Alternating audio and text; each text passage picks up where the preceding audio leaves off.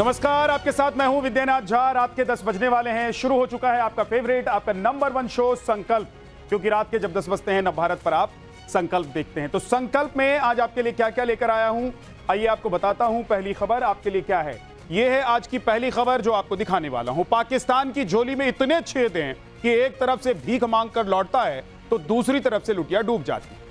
अब चीन ने पाकिस्तान को आयरनी आंखें दिखाते हुए बिजली का ऐसा झटका दिया है कि मुनीर शहबाज सऊदी अरब के सामने भीख का कटोरा लेकर घुटने टेक रहा है। पूरी खबर संकल्प के पहली खबर में आपको डिटेल में दिखाऊंगा। आज की दूसरी खबर यानी कि स्टोरी नंबर 2 आपके लिए क्या है, आइए देखते हैं। यह है आज की दूसरी खबर जो आप देखने वाले हैं। पाकिस्तान के कदम इस वक्त दो धारी तलवार पर। एक तरफ बलूचिस्तान को बचाने की चुनौती है तो दूसरी तरफ प्यास बुझाने का संकट है। भारत के एक एक्शन से शहबाज शरीफ यूएन के सामने क्यों गिड़गिड़ा रहे हैं, संकल्प की दूसरी स्टोरी डिटेल में आपको दिखाऊं। आज की तीसरी खबर स्टोरी नंबर 3 आपके लिए क्या है, आइए देखते हैं। यह है आज की तीसरी खबर। 10 साल से बंधक सड़क आजाद हुई, 15 दिन का वक्त कैसे काटेंगे आजम खान। समाजवादी पार्टी के पूर्व सांसद आजम खान अब अपनी आंखों के सामने सपने को मटिया मेट होते हुए देखेंगे। क्या है आजम खान की नई मुसीबत, संकल्प के अंत में आपको डिटेल में दिखाऊंगा स्पेशल स्टोरी। तो ये 3 खबरें संकल्प में आज आपके लिए है, लेकिन सबसे पहले पाकिस्तान की बिजली चीन ने काटी, अब सऊदी क्या करे। चीन और पाकिस्तान एक दूसरे को आयरन ब्रदर्स होने का दम भरता है और अपनी दोस्ती को हिमालय से ऊंची और समंदर से गहरी बताते हैं। लेकिन लगता है कि चीन अब इस दोस्ती के पीछे छुपे हुए पाकिस्तान के कूटनीतिक स्वार्थ को समझ गया। शायद यही वजह है कि चीन ने पाकिस्तान को एक बड़ा झटका देते हुए बिजली क्षेत्र से जुड़े करीब 170 अरब रुपए के बकाया राशि को माफ करने से साफ इनकार कर दिया, जिसके बाद से पाकिस्तान अब सऊदी अरब से 10 अरब डॉलर के नए लोन के लिए गुहार लगा रहा है। चीन से मिले झटके के बाद अब सऊदी के आगे गिड़गिड़ा रहे पाकिस्तान की हालत क्या है, क्या हो गई है, ये देखिए।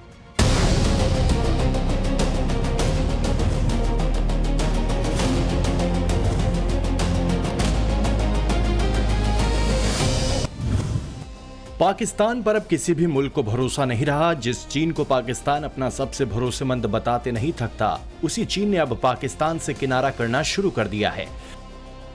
बलूचिस्तान में कई चीनी कंपनियों ने अपना बोरिया बिस्तर समेटने का मन बना लिया है।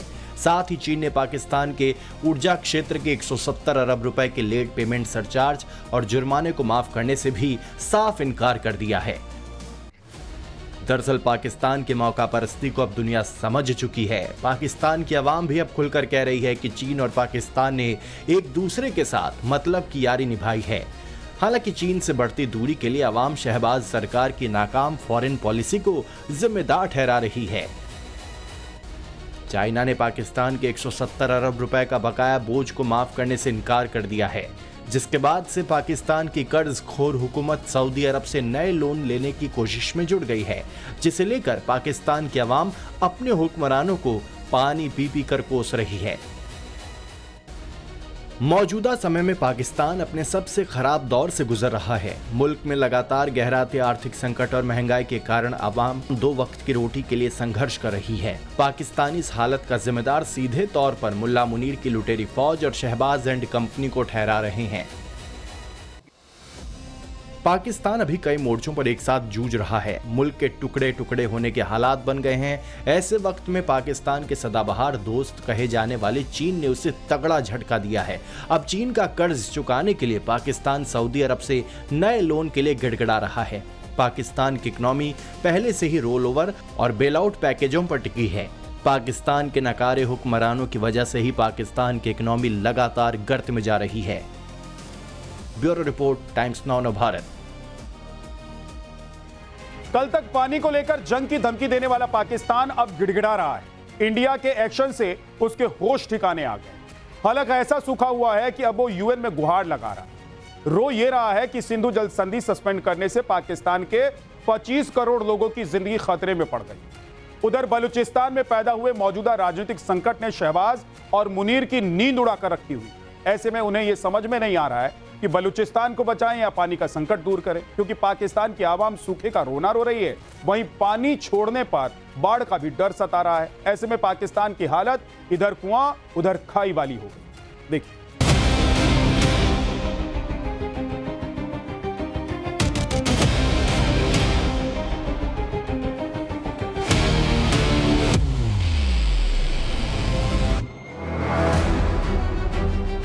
पाकिस्तान इस वक्त इतिहास के सबसे बड़े दोहरे संकट से जूझ रहा है। नई दिल्ली ने सिंधु जल संधि को सस्पेंड क्या किया, इस्लामाबाद में हड़कंप मचा हुआ है, पहले धमकी दी, फिर गुहार लगाया और तब भी बात नहीं बनी तो अब मुनीरलैंड ने संयुक्त राष्ट्र का रुख कर लिया है। बदहाल पाकिस्तान ने अब संयुक्त राष्ट्र का दरवाजा खटखटाकर कहा है कि अगर भारत ने सिंधु नदी का पानी रोके रखा तो उसके 24 करोड़ लोगों की जिंदगी खतरे में पड़ जाएगी।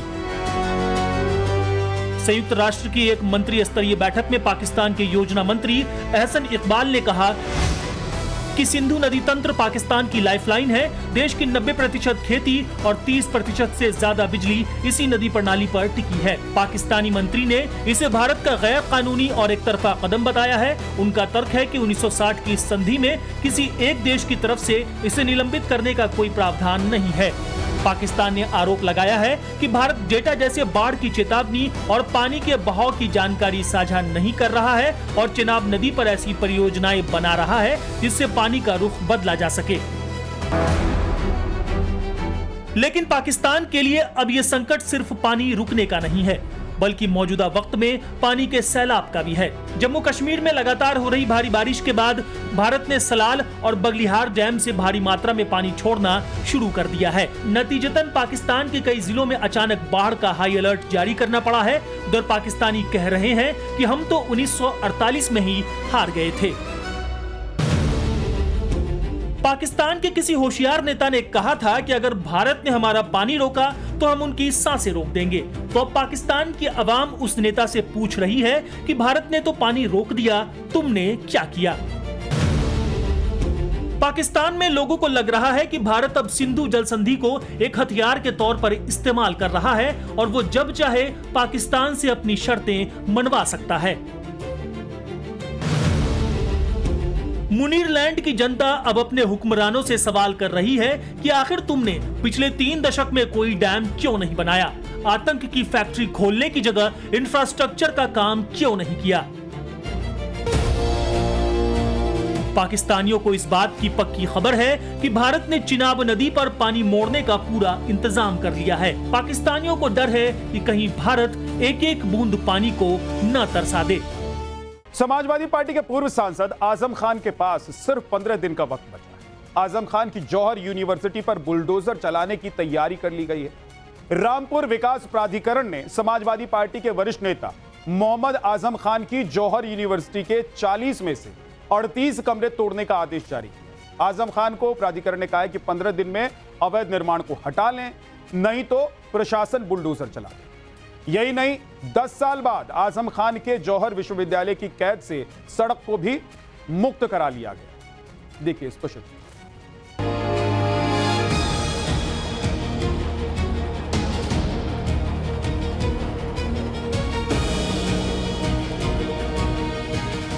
नीले रंग में रंगे इस बड़े से गेट के बाद उन्हीं आजम खान की सल्तनत शुरू होती है जिसे मोहम्मद अली जौहर यूनिवर्सिटी का खिताब हासिल है। करीब 300 से ज्यादा एकड़ में फैला एक ऐसा साम्राज्य जिसे देख दुनिया के रईसों को रश्क हो जाएगा। दूर तक हरे भरे खेतों और खाली मैदानों के बीच में खड़ी आलीशान और बुलंद इमारतें, इसे ही जौहर यूनिवर्सिटी कहा जाता है। अगर मैप में देखेंगे आप तो ये वो रास्ता है जो मेन गेट की तरफ का जाता है। ये जौहर यूनिवर्सिटी का मेन दरवाजा है। इसके ठीक सामने आप देखेंगे तो चांसलर ऑफिस है। इसके अलावा अगर आप देखिए तो यहाँ पर गर्ल्स हॉस्टल, बॉयज हॉस्टल अलग अलग है, लाइब्रेरी है। इसके अलावा यहाँ पर फैकल्टी ऑफ ह्यूमैनिटीज है। इसके अलावा अगर आप देखेंगे तो यहाँ पर ऑडिटोरियम है, मेडिकल कॉलेज बकायदा बना हुआ है, रेसिडेंशियल बिल्डिंग्स है, मस्जिद बकायदा इसके अंदर यूनिवर्सिटी के अंदर बनाया गया है, फैकल्टी ऑफ लॉ की कॉलेज पीछे वाले हिस्से में है। और ये 3.5 किलोमीटर का यही लंबा रास्ता है जिसके ऊपर जो कब्जा है वो बताया जा रहा है किया गया था और अब इसके ऊपर जो कार्रवाई है वो यहाँ पर की जाएगी। आजम खान के इसी जौहर पर यूपी सरकार बुलडोजर चलाने वाली है और क्यों चलाने वाली है, सबसे पहले यही जानिए। आजम खान की जौहर यूनिवर्सिटी में कुल 40 इमारतें हैं। आरडीए यानी रामपुर डेवलपमेंट अथॉरिटी ने इनमें से 38 को अवैध बताते हुए गिराने का आदेश दिया गया है। यूनिवर्सिटी के 38 ब्लॉकों में बिना नक्शा पास कराए निर्माण कराया था, जबकि सिर्फ और सिर्फ 2 भवनों को जिला पंचायत से अनुमति लेकर बनाया गया। यूनिवर्सिटी में बने 38 भवनों को हटाने के लिए जौहर ट्रस्ट को 15 दिन का समय दिया गया है। 15 दिन में अवैध इमारतें नहीं गिराई गयी तो प्रशासन बुलडोजर से गिराने की कार्रवाई शुरू करेगा। रामपुर विकास प्राधिकरण ने 1 जुलाई को जौहर यूनिवर्सिटी को नोटिस जारी किया था। परमिशन और नक्शा पास होने के दस्तावेज मांगे थे। परिसर के अंदर जो 40 भवन निर्मित हैं, उसमें से 38 भवन जो है बिना मानचित्र स्वीकृति के बनाए गए हैं। केवल 2 ही भवन ऐसे हैं जिनकी मानचित्र स्वीकृति पूर्व में जिला पंचायत द्वारा दी गई है। तो इस क्रम में जो 38 अवैध रूप से निर्मित भवन हैं, उनके ध्वस्तीकरण के आदेश कल रामपुर विकास प्राधिकरण द्वारा पारित किया गया है और इसकी शुरुआत भी कर दी गई है। पीडब्ल्यूडी ने विश्वविद्यालय के मेन गेट के बाहर आम रास्ता होने का बोर्ड लगा दिया है। वजह नवभारत संवाददाता अभिषेक राज अपनी रिपोर्ट में बता रही हैं। ये दरअसल आम जनता का रास्ता है। ये जो रोड है वो पीडब्ल्यूडी द्वारा जो है वो मेंटेन की जा रही थी और अगर आप देखेंगे तो यहाँ पर लोक निर्माण विकास जो रामपुर का है उसने अब यहाँ पर एक बाकायदा बोर्ड लगा दिया गया है जिसमें लिखा हुआ है कि कार्य का नाम वर्ष 2016-17 में त्वरित आर्थिक विकास योजना के अंतर्गत मोहम्मद अली जौहर यूनिवर्सिटी मार्ग का चौड़ीकरण एवं सुदृढ़ीकरण जो है उसका कार्य, मार्ग की लंबाई 3.5 किलोमीटर और मार्ग की जो लागत है वो लगभग 1,71,00,000 रुपए जो है वो यहाँ पर रखा हुआ है और यह आम रास्ता है, उसका ये जो बोर्ड है वो लगा दिया गया है। यानी सरकारी सड़क को आजम खान ने पर्सनल प्रॉपर्टी बना दिया था, जगह जगह गेट तक बना दिए और तो और आजम खान ने यूनिवर्सिटी तक पहुंचने के लिए पुल तक बनवा दिया था ताकि घर से सीधे अपने इस किले तक पहुंच सके। तो सामने भी आप देखिए जो दरवाजा है वो बना दिया गया है और यहाँ भी जो बाउंड्री है वो करवा दी गई है। बकायदा जो आजम खान है वो इसी जो दरवाजा आप देख रहे हैं यहीं पे एक बकायदा पुल का निर्माण करवाए थे ताकि वो अपने घर से ठीक इस हिस्से में उतर सके। और ये जो आप पुल देख रहे हैं जिसके ऊपर अभी आपको गाड़ियां चलती हुई नजर आएंगी, ये वही वो पुल है जो ठीक जौहर यूनिवर्सिटी के पीछे जो है वो आकर खुलता है। इसके साथ साथ जो यहाँ आसपास की कुछ जमीनें थी जो सरकारी जमीन थी जिसमें कि बताया जा रहा है कि एक गेस्ट हाउस हुआ करता था, एक बिजली विभाग का एक अगर हम कहें तो एक छोटा सा घर बिजली घर हुआ करता था, उन सबके ऊपर इस यूनिवर्सिटी का कब्जा हो गया।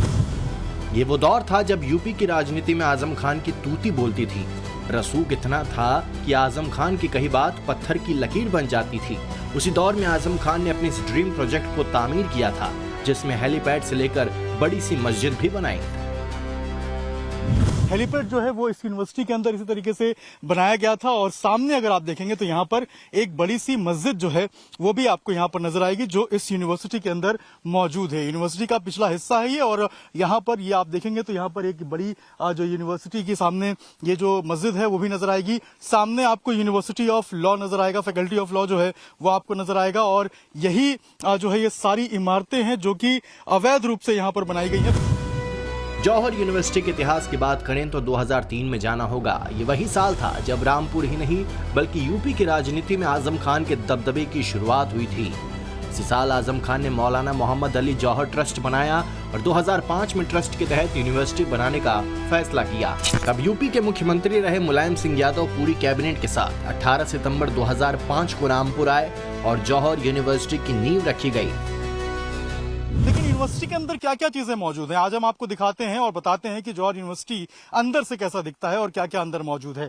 ये यूनिवर्सिटी के अंदर आप आएंगे तो यहाँ पर आपको एक टैंक भी नजर आएगा। ये टैंक साल 2018 में इंडियन आर्मी से जौहर यूनिवर्सिटी को मिला था। ये T-55 टैंक है और अगर आप देखेंगे तो चाबुक 1698 इस टैंक के ऊपर आपको लिखा हुआ नजर आएगा। और इसके साथ साथ ये जो इमारतें यहाँ पर बनाई गई हैं वो बेहद ही ज्यादा बड़ी, विशाल और एक तरीके से हम कहें तो खूबसूरत बनाई गई है। जैसा कि नॉर्थ ब्लॉक साउथ ब्लॉक में जो कलर कॉम्बिनेशन इमारतों का देखने को मिलता है, जो सरकारी इमारतें हैं, बिल्कुल उसी तरीके से लंबी लंबी जो पिलर्स हैं वो आगे दिया गया है।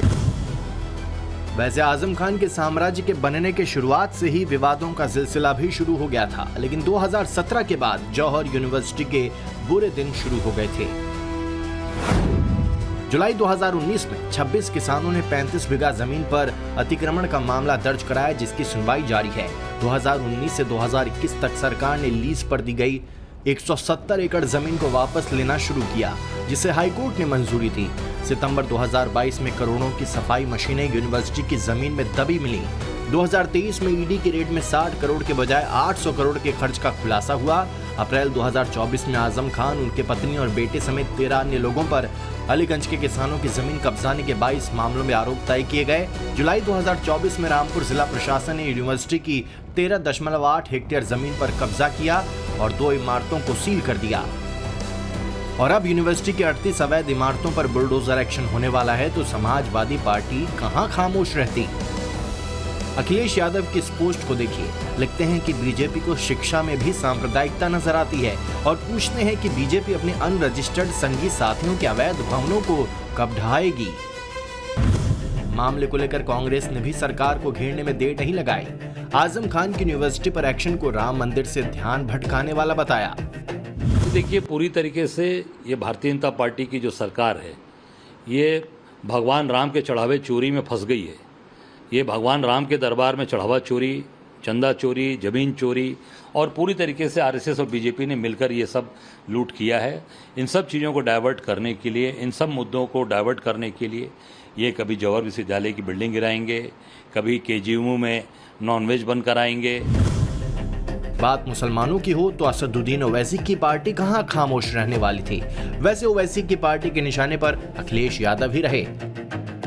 आंदोलन समाजवादी पार्टी कोई नहीं करेगी, अखिलेश यादव जी इस पे कुछ नहीं बोलेंगे, क्योंकि मुसलमानों पर जब अत्याचार होता है, कोई भी प्रशासनिक कार्रवाई या कानून का दुरुपयोग होता है, अखिलेश यादव जी ना कोई बयान जारी करते हैं, ना आंदोलन की बात करते हैं।